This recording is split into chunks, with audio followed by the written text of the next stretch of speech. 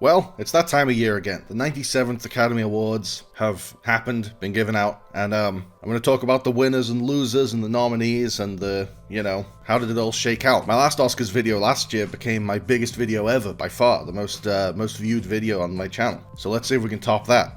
Right off the bat, Conan was an amazing host. He was hilarious, and, maybe I'm biased because I'm like a huge obsessive Conan O'Brien fan, but he was the best Oscars host in years. And I don't mind Jimmy Kimmel. He's been fine last couple of years. He's, a safe pair of hands, but he's never particularly hilarious, and there's never any part of his Oscars shows that you're like, oh, that was amazing. It's always just like, yeah, it was okay. It wasn't terrible. But Conan was such a funny host. I mean, as anyone who knows him was expecting, he was going to be hilarious, and got off to such a great start with that opening gag of he comes out of Elizabeth Sparkle's back, she takes the substance, and instead of Margaret Qualley, Conan in a tuxedo emerges from her back and then dives back in to get his missing shoe, and it was hilarious, and it was so well done, so well shot. He stitched himself into the movie seamlessly, and hilarious. And then he came out, the opening monologue was hilarious, where, with disappointed John Lithgow, and, he committed so much to that bit. It was so funny, and I love the line where he was talking about, I'm still here. Yeah, I'm Still Here is about a woman who forges ahead alone after her husband goes missing. Yeah. When my wife saw it, she called it the feel-good movie of the year. And I loved when he brought out the fire chiefs, the LA fire chiefs, initially to thank them for their heroism and for stopping the wildfires, but then he got them to deliver these tasteless jokes that because they're heroes, everyone had to laugh. And their delivery was spot on. Their delivery was great. Well, our hearts go out to all of those who have lost their homes. And I'm talking about the producers of Joker 2.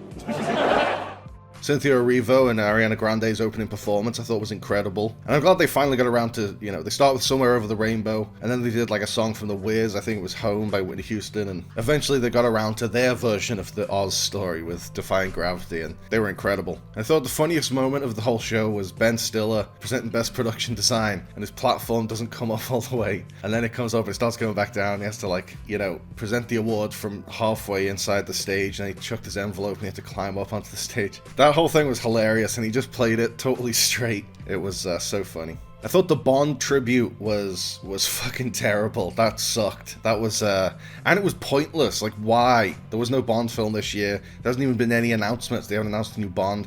It was literally, so badly timed, because it's a few days after the creative forces who have made the Bond series so successful for 60 years sold the fucking thing off to Amazon to turn it into the Marvel Cinematic Universe and destroy it. And so this terrible tribute where you've got, I'm not up to date with pop music. I'd heard of Doja Cat. I don't know Doja Cat's music. I had never even heard of the other two. And they're fine. They're not bad singers. But it's in a world where Adele exists, why would you get someone else to sing Skyfall? So, I don't know, I feel like every Bond fan pretty much is in agreement that since the kind of handing over the reins to Amazon, that's the end of an era, that's the end of our beloved franchise, we had a good run, and that's it. And this fucking shitty, pointless, dumb Oscars tribute was the perfect wet fart to end this era of the franchise on, But anyway, that's enough about the ceremony. Let's get into the actual awards, the winners, the losers, the surprises, the snubs, Let's start with the Anora Sweep. Anora swept the awards, which I was thrilled about. Anora was one of my favorite films last year, and for a while there, it was looking like Anora was going to win everything except Best Actress. But then Mikey Madison won Best Actress. I was so excited for her, and, she carried the film. Without her, Anora doesn't work as well as it does, anywhere near as well as it does. Her performance was incredible, and, Cynthia Erivo was incredible in Wicked. I feel like she didn't, Elphaba isn't quite as three-dimensional a role, or as deep and complex a role as Annie was. Carla Sofia Gascon was pretty much discounted from the race, because, everyone turned on her as a person because she said some very, very controversial things, some very, very bigoted things, and even if she gave the greatest performance ever in Emilia Perez, I don't think anyone would have really wanted to vote for her, but even if Carla Sofia Gascon was a saint and a lovely person, she didn't really do anything that memorable or that special in Emilia Perez.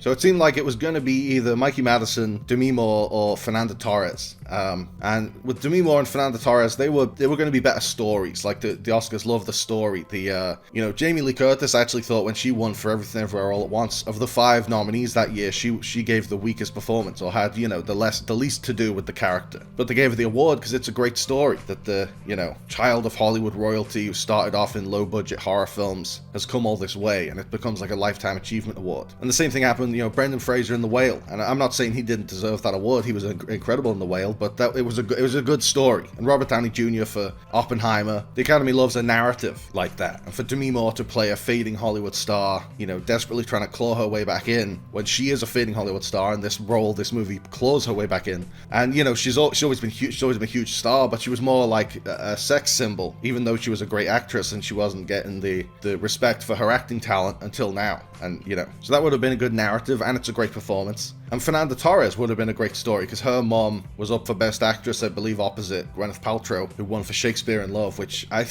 hate Shakespeare in Love. I think it's a piece of shit. So fucking overrated. And so it was a big upset for Brazil when Fernanda Montenegro lost to Gwyneth Paltrow. And so again, it would have been a great story, a great comeback for Brazil, that now they win Best Actress and it's Fernanda Montenegro's daughter and she wins. But so I feel like because both of them would have been a great narrative, now Mikey's win is being framed as Demi's loss or Fernanda's loss, as if Mikey doesn't deserve it. But she totally does. I'm not, Demi Moore and Fernanda Torres both are incredible in their movies and they would have totally deserved it. But Mikey Madison transformed into that character. I feel like a lot of people don't really appreciate that because they watch Anora and she's so good in it. She so effortlessly slips into that role. They just kind of assume she's playing herself. But if you've seen her in better things, you've seen her in other stuff, or you've seen her in interviews, she's nothing like that character. And she played it so well, you fully believe she is that character.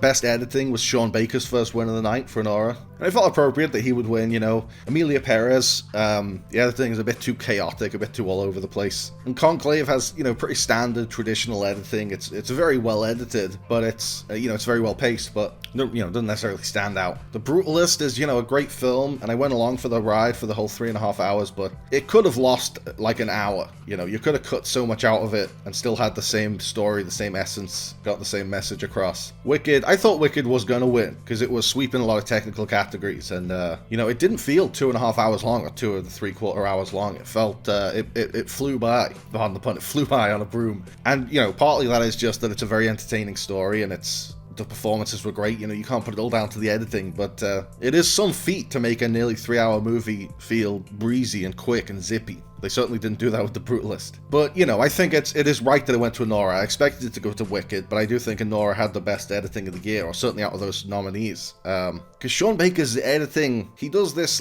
seamless, free-flowing montage editing that kind of reflects the flow of real life. In a way, it's so seamless and so effortless that it's easy to just take it for granted. But to edit scenes together and stitch them together in a way that it just flows, you feel like you're spending a day with Annie and Vanya and their friends, but it's really just 5 minutes of meticulous cuts. He's when it comes to that kind of editing, that kind of montagey editing, he's unparalleled. I loved his dig at the director when he went off to give a speech and he's saying, that movie was saved in post-production, that director should never work again, because he was the director. That was funny. And then Sean Baker won Best Original Screenplay, which, The Brutalist was a great screenplay. That was almost like a novel. If someone told you that was based on a novel, you'd be like, I believe you. Would have loved to see Coralie Farjar win for The Substance, because that was a great story. Such an original. It plays with tropes that are familiar, but the way she put the story together, the way she conveyed satire and social commentary through horror imagery and horror tropes was so unique, so original. Nothing I'd ever seen before.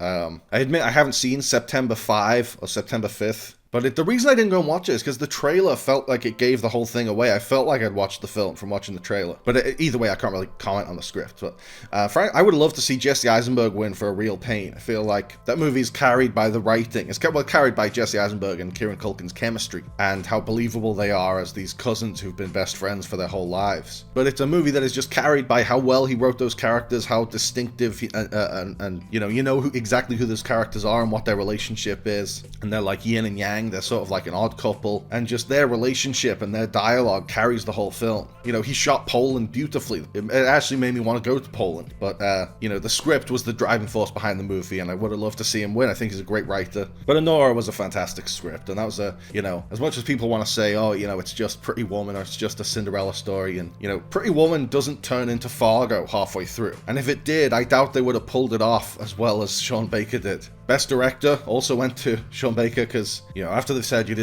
wrote the best script and you did the best editing, you know, the writing is on the wall. They also think he was the best director because that's, directing the movie is basically just filling in the gaps between when you finish the script and when you finish the edit, so...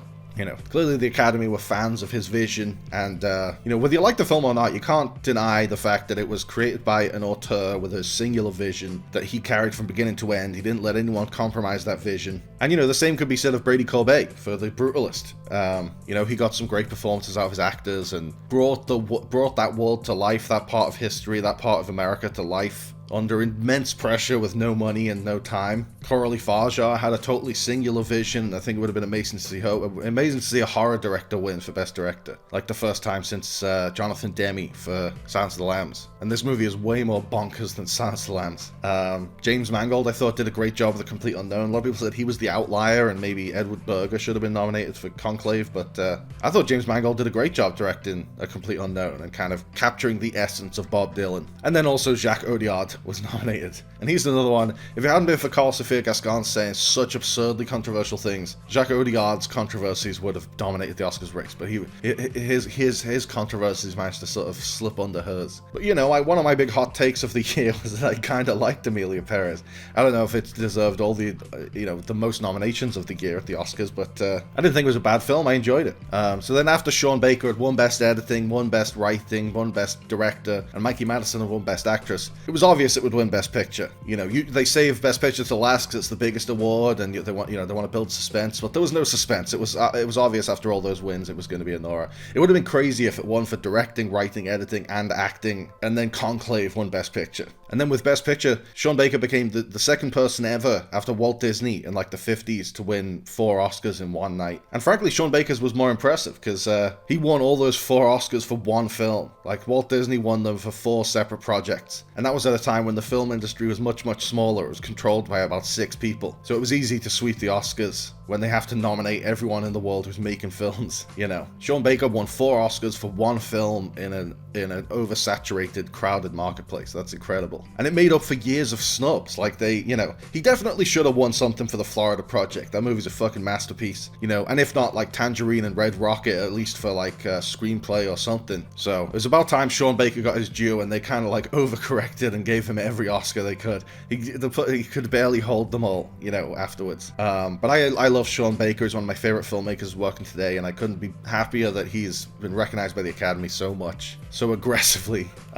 Best Actor went to Adrien Brody, which he gave an amazing performance in The Brutalist that is completely worthy of an Oscar. And, you know, the movie's 3.5 hours, and you never really get bored because he's carrying it the whole way. You're following him on this incredible journey. And over years and years. And he makes you feel what he's feeling. When he's feeling in despair, you're in despair. When he's happy, he's elated that he finally gets to see his wife again after years, you're happy for him, you know? So it was an amazing performance, and I think it was deserving of Best Actor. But then he went up and gave his speech, and I think it's been listed as the longest speech in Oscars history. You know, I watched a man go up on stage and disappear up his own arse. He had to be played off twice. They had to play the music to the fuck off music twice, and he still didn't fuck off. You know, the first time they played him off, he said, okay, I'm wrapping up. And then he just kept rambling. He just kept going on. He wasn't even thanking people. He wasn't saying, thank you, Brady Corbet, for taking a chance on me, giving me this opportunity. He wasn't saying, you know, thank you to Guy Pearce and Felicity Jones and my amazing scene partners. You made it so easy to work with you. And he was just prattling on about himself. And he didn't seem to have prepared anything, but he also didn't want to shut the fuck up. It was painful to watch. It was,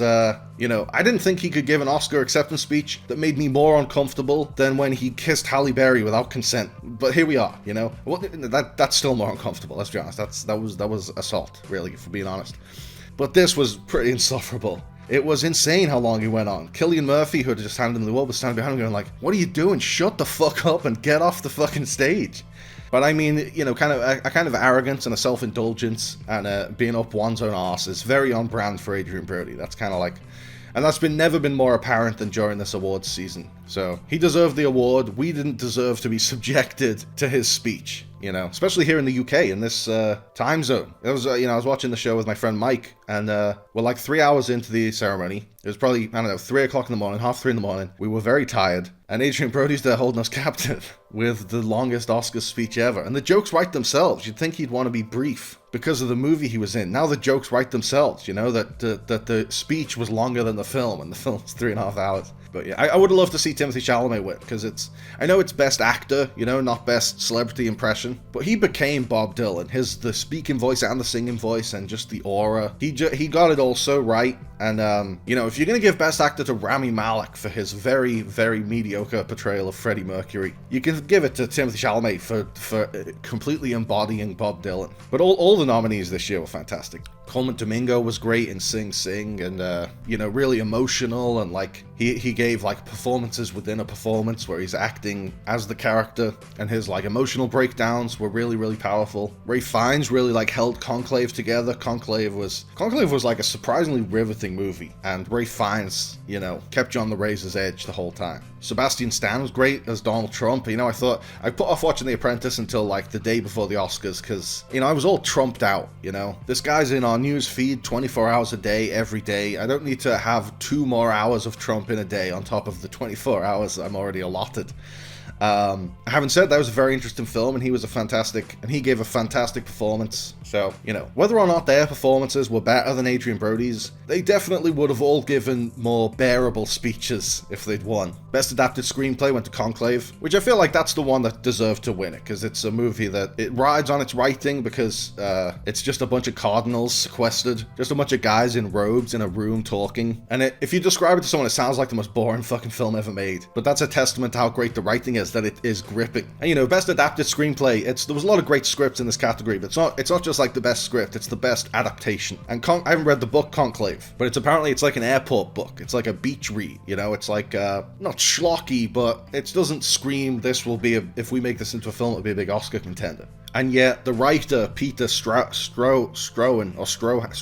I don't know, he elevated that material to a captivating cinematic thriller and like a prestige drama that would do huge business come awards season. And, you know, that's worthy of recognition. Best Supporting Actor went to Kieran Culkin, obviously. This was like the first award of the night, because let's start out with the least surprising one. Let's start with the one everyone knows who's going to fucking win. This one wasn't even really a race, you know. Kieran has swept the category all awards season, and I think deservingly so. I think he was amazing in A Real Pain. There's been some complaints it was, you know, category fraud because he's more of a co-lead with Jesse Eisenberg, but it's definitely Jesse Eisenberg's story, and Kieran Culkin, Benji, is a supporting player in his journey. Even though it starts with Kieran, it ends with Kieran. It's all about Jesse Eisenberg's character David is trying to understand Benji and trying to reconnect with him. And that's the story, that's the approach. But because Benji is such a bigger personality than David, and David actually in the film as a person feels constantly overshadowed by Benji, and that, you know, Benji captures everyone's attention and he falls by the wayside. That happened in the film. The film just did its job in portraying that dynamic. And so it feels like Kieran is the lead. But I loved, his speech was very heartfelt, which I loved, because he's, you know, often comes off as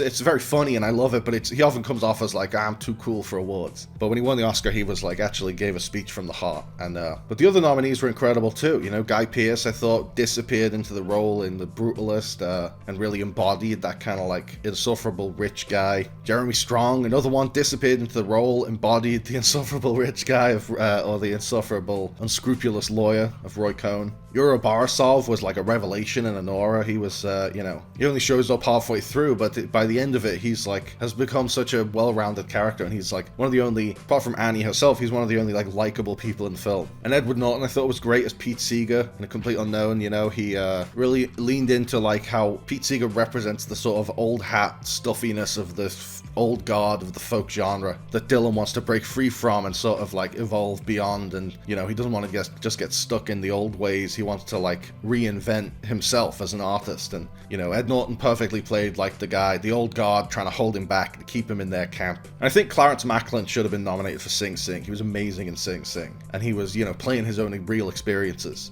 into the film. But I'm really glad Kieran won. It's not surprising, but I thought he was great in A Real Pain, and Best Supporting Actress, Zoe Saldana for Emilia Perez.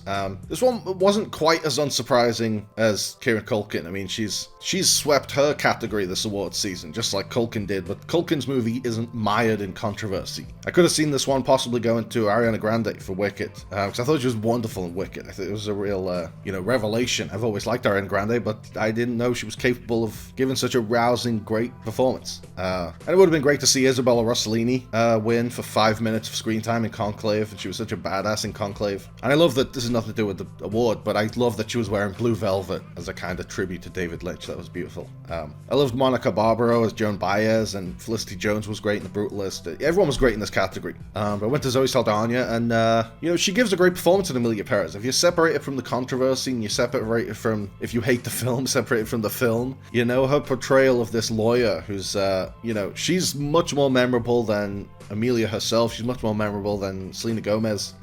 She's the best part of the movie. Even if you hate the movie, you have to admit she's the best part of it. Best Animated Feature. I have to admit, of these nominees, I've only seen Inside Out 2 and Wallace and Gromit. I'm a basic bitch in this category. I really need to get around to watching Flo and The Wild Robot, and Memoir of a Snail seems like it'll be a real bummer, but I might watch that too.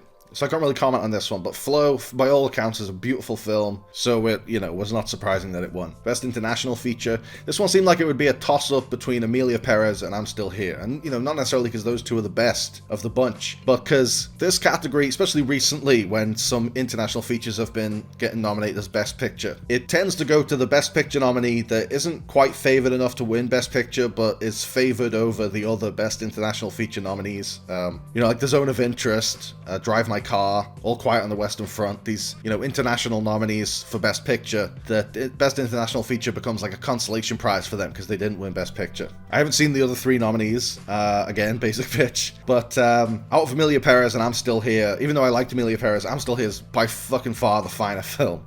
So it was great to see that win. Best Cinematography went to Lol Crawley for The Brutalist, and completely deserved. The Brutalist just has such a unique look, especially out of the films of this year, because it was shot on VistaVision, and that's mostly been retired. It hasn't really been used for like 50 years, but it really went a long way to like bringing out the sort of historical feel, the old-timey feel, and just his use of color was so beautiful. And when you're using VistaVision, if it's not lit properly, if it's not lit in a very beautiful cinematic way, it can just look really flat. And so you can just assume, well, it's VistaVision, so you point that at a gutter and it's going to look beautiful and cinematic, but that's not necessarily true. I mean, you have to be a great cinematographer to bring out the luster of VistaVision, and that's what Lol Crawley did. Best Costume Design went to Paul Tazwell for Wicked, and I believe they said on this he's the first black winner of this award, which is great. And his costumes in Wicked were amazing, and Wicked is musical theater. It's built on costumes, costumes and music.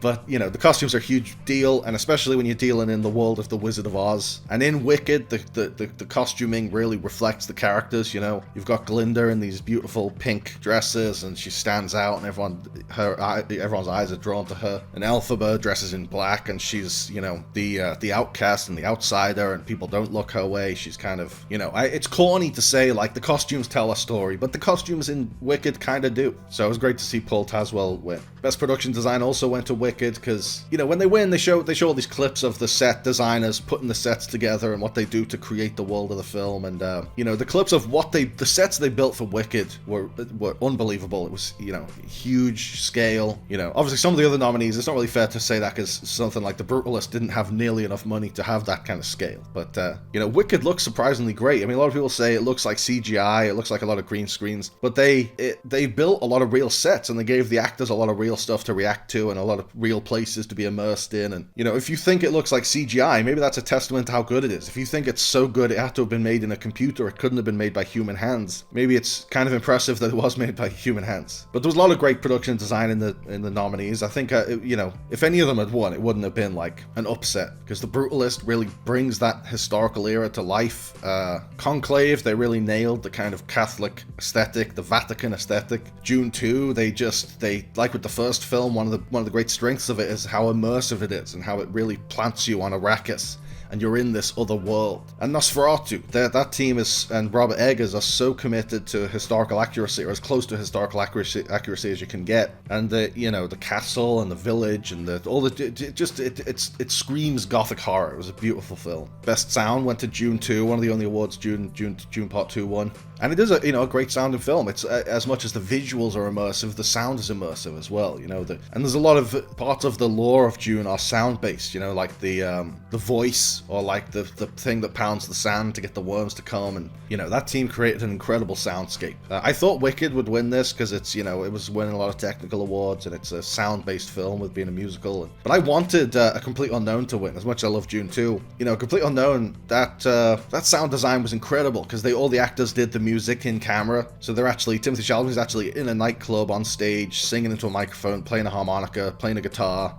Edward Norton's playing a banjo, and it was like a concert film. Like, they captured the atmosphere of a live show much better than any other music biopic I've ever seen. And that's down to the sound team, because obviously they didn't just take the raw sound. They had to like do some remixing in post to make it pop. But Complete Unknown was like a concert film, and for that alone, the sound team I think deserved to win an Oscar for it. But Dune 2 won. It was deserving of the win, and it's so fucked up that they muted one of the winners. There was 3 of them, I think. The first 2 went up, did very quick speeches, and then the third one went in to say anything at all, and they muted him and were like, fuck off. But that was, they had plenty of time for that pointless, shitty Bond tribute, and Adrien Brody's 8-hour fucking speech. But you can't let an Oscar-winning sound designer, take 2 seconds to give a shout-out to his wife. Come on. Best makeup and hairstyling, a lot of great nominees in here. Wicked. At first I was like, Wicked, how hard is it to paint someone's face green? But there was a lot of complicated hairstyles in that film, and a lot of complicated makeup. And Nosferatu, if you didn't know that was Bill Skarsgård as Count Orlok,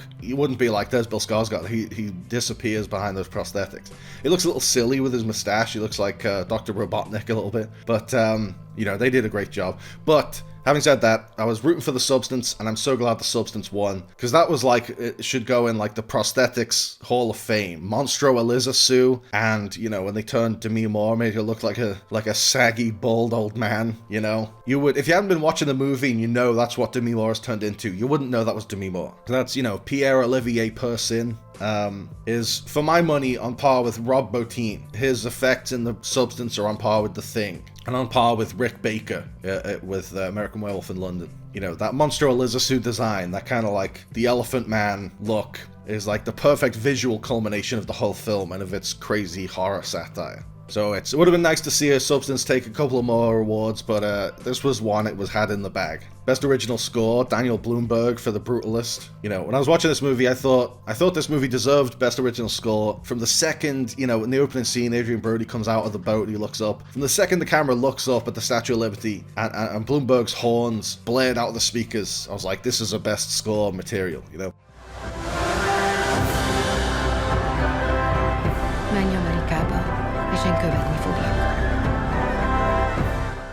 Because that moment was already so epic, but the music made it 10 times more epic. And his music through the whole film, for the 3.5 hours, his score is mesmerizing and unsettling and foreboding. Best original song went to El Mal from Emilia Perez, which is admittedly pretty catchy. But I feel bad that they won't just give Diane Warren an Oscar. She's got, 16 nominations now? Just give her the fucking Oscar. This was the perfect year for it, because there was no clear winner, Emilia Perez obviously was a very well-received musical, but no one's really singing the songs. El Mal is pretty catchy, but it's not, one of the greatest songs I've ever heard. Cynthia Erivo and Ariana Grande's rendition of Defying Gravity was, that was the musical performance of the year at the movies. And if that had been an original song, that would have been the frontrunner. That would have definitely won. But it wasn't original. So there's really no clear frontrunner in Best Original Song. This would have been the year to say, Diane Warren, sorry we snubbed you 15 times. Have the 16th one on us. Best Visual Effects, the only other award that went to Dune 2. And it beat out, Alien Romulus. The Xenomorphs looked incredible, largely due to the that they used practical effects where they could. But it was let down by the Rook of it all, the Ian Holm, the resurrected Ian Holm. That didn't look good at all. Wicked had great visual effects. Better Man, I haven't seen the film, but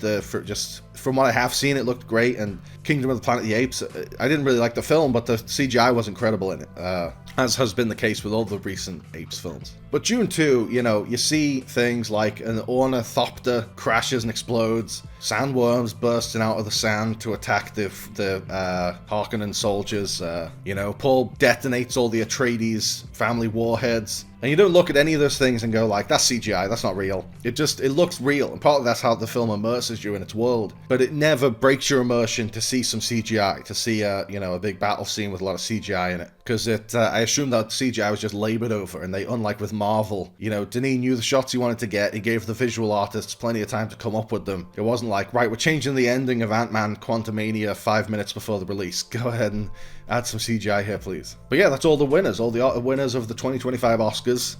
It was cool to see a lot of British people win. Like 80% of the winners that went up gave a speech in an English accent. These are the real Brit Awards. They call the other thing the Brit Awards. The Oscars are now the Brit Awards. Because I don't sound it. I have a weird accent that is from nowhere, an amalgamation of several things. I don't know where it came from, but I'm British. I don't sound it, but I'm British. So it was nice I felt a sense of national pride. Me and Mike, as we were watching all the British people go up and sweep the Oscars. And it was great to see like a true indie film sweep the awards, Like, I know some people don't think Anora deserved all the awards it got because they think maybe it was a bit flabby in the second act. I thought it was fantastic. I loved it. And it's definitely not as flabby as fucking Oppenheimer or Titanic or The Departed or any of the other like big studio winners that have won in the past, the big budget studio Best Picture winners. So I think we'll look back on this as kind of a weird Oscars. Not that the ceremony was great, one of the best ceremonies in years. Conan was hilarious. Please, Academy, get him back next year, because he made it easy to stay up till 4 in the morning because he was fucking hilarious, and I would love to see him host again. So the ceremony was fantastic, but the actual winners, it will be seen as kind of weird that there was no clear front runners. There was a lot of tiny movies that normally wouldn't get Oscar consideration or would be like the one outlying little indie movie like Past Lives last year. But, if you actually look back on the Best Picture winners, most of them are forgettable. They were a big deal that year, and then they didn't hold up. But, I don't know, it's a fool's errand to say which films will or won't hold up in the future, but I feel like the weirder choices, the less obvious choices, like Anora, tend to be the ones that hold up better than, like, the ones that seem like they should have won Best Picture that year, and then do, Looking at you, Shakespeare in Love, you piece of Weinstein-produced garbage. But yeah, what did you all think of the Oscars this year? Did you think there were snubs, or were there surprises or upsets, or did you think, Mikey Madison deserved to win? Do you think should have been Demi Moore? Do you think Anora deserved Best Picture? Do you think Sean Baker deserved 2 armfuls of Oscars, like an almost cartoonish amount of Oscars under his arms? Do you think Conclave should have gotten more love? Do you think The Brutalist should have gotten more love? Do you think Timothée Chalamet should have won Best Actor and given a normal length speech instead of whatever the fuck that was from Adrien Brody? Yeah, let me know in the comments. What are your thoughts? Thanks for watching, guys. I hope you liked the video. Remember to like and subscribe and click on the little bell. And also seize the day and call your mom and be kind to yourself. Hey, check it out! Someone who's not even nominated, Dancing Deadpool! I won't waste time. He won't waste time. I won't waste time. He won't waste time. I won't waste time. He won't waste time. I won't waste time. He won't waste time. I won't waste time. refuse to waste